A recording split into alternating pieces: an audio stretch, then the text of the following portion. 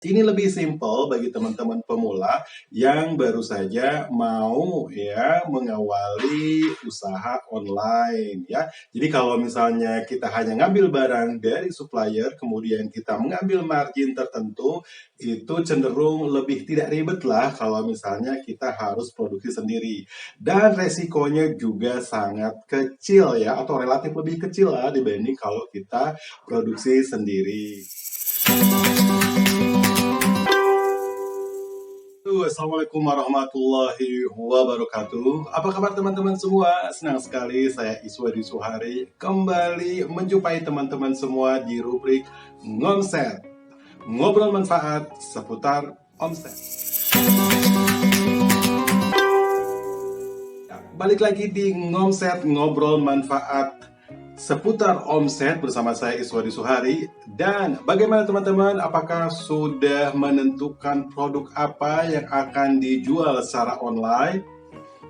Tentunya sudah ya. Kalau belum, coba lihat video saya yang sebelumnya, edisi 1 Ngomset kita. Nah, di situ teman-teman bisa cari tahu tips-tips bagaimana memilih produk yang cocok dijual online bagi pemula, terutama yang benar-benar punya pengalaman nol ya dalam jualan online. Nah, step berikutnya adalah mencari supplier. Nah, ada dua cara kita menyediakan produk yang akan kita jual. Yang pertama, kita bisa memproduksinya sendiri.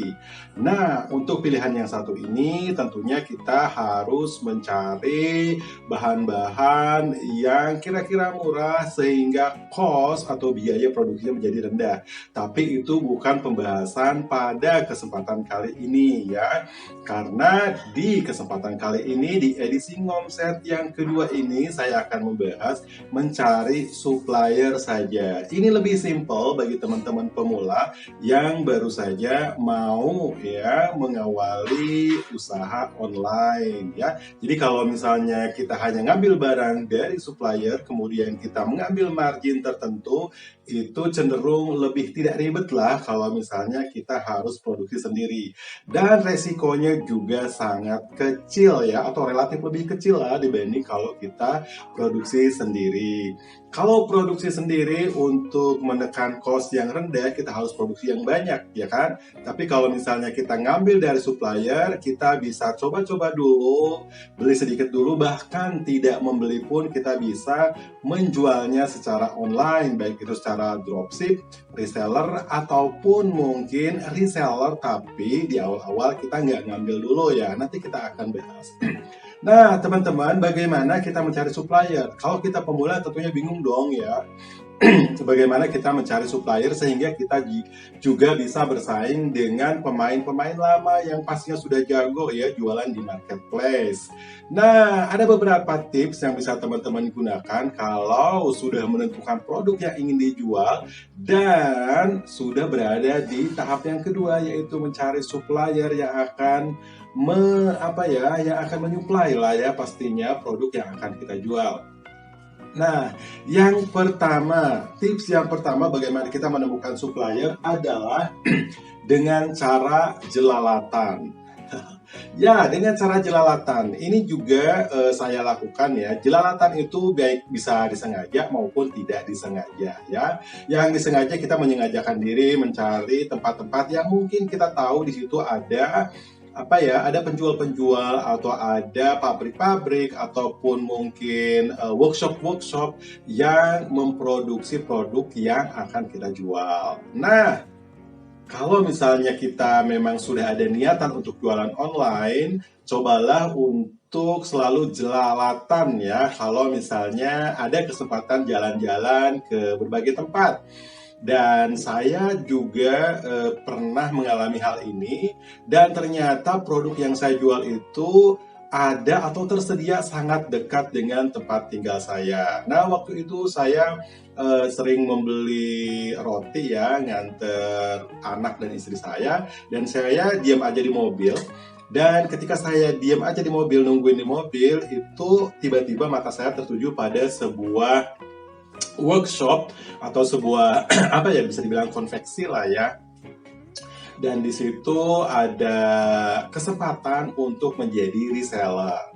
Nah, dari situlah saya mencoba untuk mendatangi workshop tersebut, dan pada akhirnya deal saya bisa menjadi dropshipper atau menjadi reseller. Jadi tips yang pertama adalah jelalatan ya, lihat-lihat kanan kiri kalau misalnya kita jalan-jalan ke berbagai tempat. Nah, tips yang kedua adalah mencari lewat YouTube.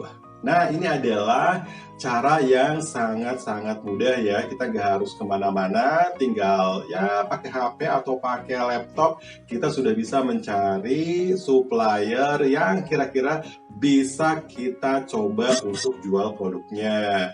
Nah, teman-teman, ada 3 nih kalau kita searching-searching di YouTube yang membahas ya, channel-channel yang membahas mengenai rekomendasi supplier. Yang mana channel tersebut hanya menyebutkan ya link-link atau nama toko ya dari marketplace tertentu ya. Biasanya yang sering dibahas adalah di marketplace orange ya, di marketplace yang berwarna orange itu biasanya, karena di sana memang harganya cenderung lebih murah ya dibandingkan dengan marketplace lain. Tapi sebenarnya kalau kita cari-cari juga kadang-kadang di marketplace lain juga kita temukan supplier dengan harga yang lebih murah.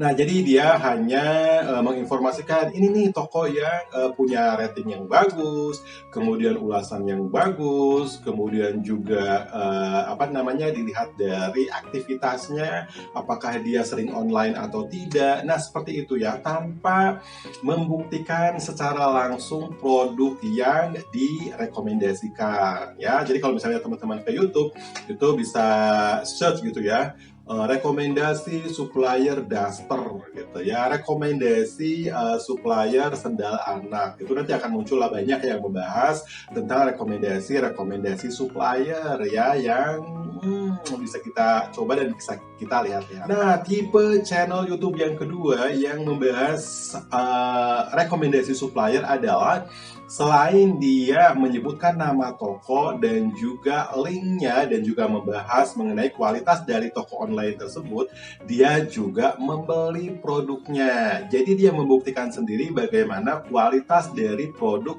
yang disediakan oleh supplier tersebut ya. Nah, yang kedua ini saya sangat suka ya, sangat suka mencoba untuk membeli dan kemudian menjual dari informasi yang disediakan oleh channel-channel seperti ini. Jadi dia memang sengaja beli, kemudian mereview nih produknya itu bagus atau tidak. Kalau bagus kita coba buktikan, kalau misalnya tidak ya kita juga tidak biasanya kalau sudah terpercaya kita udah percaya deh, menurut dia bagus ya bagus, menurut dia jelek ya jelek gitu ya. Nah, yang ketiga ya, channel YouTube yang membahas mengenai rekomendasi supplier adalah yang datang langsung ke pabrik-pabrik atau ke toko-toko offline. Nah, ini juga saya suka ya, karena dia biasanya juga selain membahas tokonya ada di mana, produknya seperti apa, minimal dia menyaksikan secara langsung ya produknya itu bagus atau tidak, dan harganya juga dia tanyakan langsung ke suppliernya.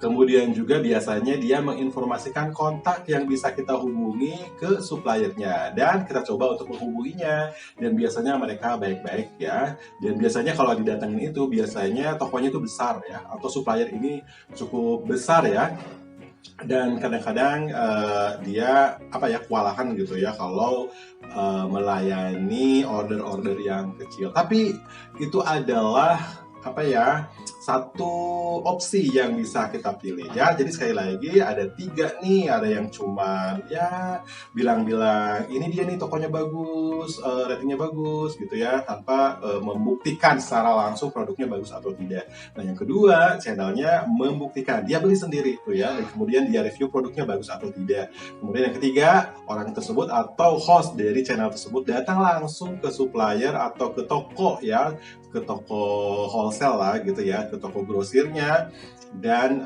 membuktikan langsung dan bertanya langsung kepada pemiliknya. Nah, biasanya saya yang kedua dan ketiga ini yang menjadi sumber atau menjadi supplier saya gitu ya, karena ya minimal sudah terbukti lah ya tidak hanya ya cuma lihat-lihat gitu ya. Walaupun indikator-indikator yang disebutkan memang mungkin sekali-kali terbukti ya. Tapi kadang-kadang juga yang hanya menyebutkan ini ya saya cek juga ya kalau misalnya penasaran gitu ya kira-kira karena setelah beberapa lama kita juga punya intuisi ya, kita juga bisa punya insting bahwa toko ini kayaknya memang bagus kok gitu ya, dilihat dari ulasan-ulasan yang diberikan oleh para pembeli sebelumnya. Nah itu teman-teman tips yang bisa teman-teman coba untuk mencari supplier ketika sudah menentukan produk apa yang ingin dijual. Nah berikutnya nih tips berikutnya. Nah, setelah kita mau nyoba satu supplier, ada beberapa opsi lagi nih yang bisa kita lakukan. Yang pertama kita terutama ya kalau misalnya modal kita itu benar-benar pas-pasan ya, kita coba untuk menjual atau mengupload produk atau informasi produk dari yang ingin kita jual dari informasi yang disediakan oleh supplier ya. Maaf ini panas banget karena tidak ada AC. Oke, jadi teman-teman itu ya, yang pertama adalah kita tidak perlu beli dulu barangnya, tapi kita bisa menggunakan informasi yang disediakan dari supplier, baik dari toko online-nya ataupun biasanya kalau dari WhatsApp juga dia bisa menyediakan gambar atau foto ya, kemudian juga video. Nah, untuk mengambil foto dari supplier, teman-teman cek lagi ya, apakah itu foto dari suppliernya yang bikin sendiri atau sebenarnya dari supplier yang lain gitu ya. Artinya kadang-kadang kan itu ada produk impor ya, kadang-kadang memang dari si pabriknya itu memang dia menyediakan foto produk. Nah kalau memang seperti itu ya, ini cirinya adalah nanti kita bahas lah, ada trik-trik tertentu kalau untuk kita mengecek dan mendapatkan foto produknya lebih berkualitas ya. Nah, itu bisa teman-teman minta izin dulu lah gitu ya. Kalau misalnya foto produk itu memang buatan dari si suppliernya, teman-teman bisa chat gitu ya kalau di toko online, atau kalau di WA bisa ngomong dulu. Kalau di WA sih biasanya cenderung ya boleh-boleh aja, namanya udah dikirim ya. Tapi kalau di toko online, teman-teman ya etikanya lebih baik supaya plong ya. Karena ada juga toko online yang kayaknya nggak rela gitu kalau misalnya fotonya itu digunakan tanpa izin ya. Jadi teman-teman chat dulu, kira-kira boleh nggak nih kalau saya jadi reseller atau dropshipper gitu ya, saya ingin pakai fotonya. Biasanya sih boleh-boleh aja selama kita ngambil barangnya dari supplier tersebut ya. Nah, jadi yang pertama adalah kita nggak usah beli dulu gitu ya, tapi kita coba upload dulu nih barang-barangnya. Nanti kita tahu ya barang itu laku atau tidak. Kalau laku ya kita lanjutkan ya, kita bisa nyetok atau kita juga bisa jadi dropshipper kalau memang memungkinkan. Nah yang kedua adalah kita membeli sedikit dulu nih ya, hitung-hitung sampel lah ya, hitung-hitung sampel dari produk yang akan kita jual. Nah kelebihannya kalau misalnya kita beli sedikit dulu sebagai sampel, kita bisa membuat foto produk sendiri atau kita juga bisa membuat video sendiri, terutama kalau misalnya kita jualan di TikTok Shop ya, atau di Shopee juga sekarang ada fasilitas untuk jualan melalui video ya. Nah, nanti kalau misalnya kita sudah selesai dengan foto produknya, kemudian video produknya, nah sampel ini pun bisa kita jual selama produknya memang masih layak jual ya. Dan biasanya sih produknya sih kalau kita bikin foto doang, bikin video doang sih nggak rusak ya. Paling labelnya atau segelnya mungkin ya, kalau yang bersegel itu agak rusak gitu ya. Nah barang-barang yang receh kan segelnya tidak terlalu bermasalah. Nah itu dia tips yang kedua ya. Atau yang ketiga, kalau memang kita sudah yakin ya bisa beli sekaligus banyak. Tapi ini tidak recommended ya kalau kita memang masih pemula, karena takutnya belum laku, atau sebenarnya barang itu memang laku banget tapi kita belum jago menjualnya ya. Bisa jadi barangnya sebenarnya orang lain jualan laku banget nih, tapi kalau kita yang jual belum tentu, karena di marketplace itu kita punya apa ya, privilege berdasarkan tingkatan atau level-level gitu ya. Jadi ada kastanya tuh kalau di marketplace. Kalau dia udah bagus, udah tinggi, dan ya pastinya kalau lebih menguntungkan ke marketplace-nya, dia akan mendapatkan exposure yang lebih dibandingkan yang pendatang baru yang belum tentu barangnya laku. Nah, jadi itu ya tipsnya, bisa kita gunakan informasi dari supplier tanpa membeli dulu. Kalau misalnya ada laku, pertama kali ini laku, ya bolehlah beli agak banyak gitu ya. Kemudian kalau misalnya udah laku banyak, ya lama-lama kita punya modal dan kita nyetok nih. Kadang-kadang karena kita kalau untuk barang yang laku tuh rebutan ya. Kadang-kadang di supplier tuh cepat habis. Nah kalau udah kondisi begini, ya sudahlah, kita nyetok yang banyak selama kita mampu. Nah yang kedua, yaitu tadi kita bisa ngambil sampel dulu sedikit. Sambil kita juga bisa membuktikan produk tersebut bagus atau tidak. Kalau misalnya bagus, ya kita jual. Kalau misalnya jelek, ya sudahlah, hitung-hitung aja sebagai biaya riset ya, biaya penelitian. Aduh, produknya nggak bagus nih, nggak usah lah, nggak usah dijual, daripada nama toko kita hancur. Baik teman-teman, itu dia tips yang bisa saya berikan di edisi Ngomset kali ini. Ngobrol manfaat seputar omset ya, bagaimana mencari supplier bagi pendatang baru di dunia jualan online. Nah, bagi teman-teman yang merasa video ini bermanfaat, jangan lupa untuk like. Hayo, saya tunggu like-nya. 1, 2, 3 like ya. Dan kalau misalnya teman-teman juga merasa video ini bermanfaat bagi teman-teman, jangan lupa untuk share ya, biar lebih banyak lagi orang yang mendapatkan manfaat dari video ini.